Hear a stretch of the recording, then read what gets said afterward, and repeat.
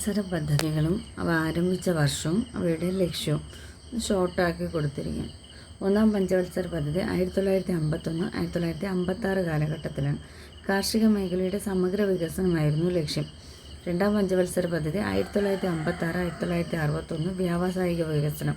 മൂന്നാം പഞ്ചവത്സര പദ്ധതി 1961 1966 വരെ ഭക്ഷ്യ സ്വയം പര്യാപ്തത, സമ്പദ്ഘടനയുടെ സ്വയം പര്യാപ്തത. പഞ്ചവത്സര പദ്ധതി 4 1969 1974 സ്ഥിരതയോടുകൂടിയ വളർച്ച, സ്വാശ്രയത്വം. 5 1974 മുതൽ 1979 വരെ ദാരിദ്ര്യ നിർമ്മാർജ്ജനം. 6 1980 മുതൽ 1985 വരെ കാർഷിക വ്യാവസായിക മേഖലയുടെ അടിസ്ഥാന സൗകര്യങ്ങൾ മെച്ചപ്പെടുത്തൽ. 7 1985 1990 ആധുനികവൽക്കരണം, തൊഴിലവസരങ്ങളുടെ വർധനവ്. 8 1992 മുതൽ 97 വരെ മാനവശേഷി വികസനം. 9 1997 മുതൽ 2002 വരെ ഗ്രാമീണ വികസനവും വികേന്ദ്രീകൃതാസൂത്രണവും. 10 2002 മുതൽ 2007 വരെ മൂലധന നിക്ഷേപം വർദ്ധിപ്പിക്കുക. 11 2007 മുതൽ 2012 വരെ മുഴുവൻ ജനവിഭാഗങ്ങളുടെയും സമഗ്ര വികസനം. 12 2012 മുതൽ 2017 വരെ സുസ്ഥിര വികസനം.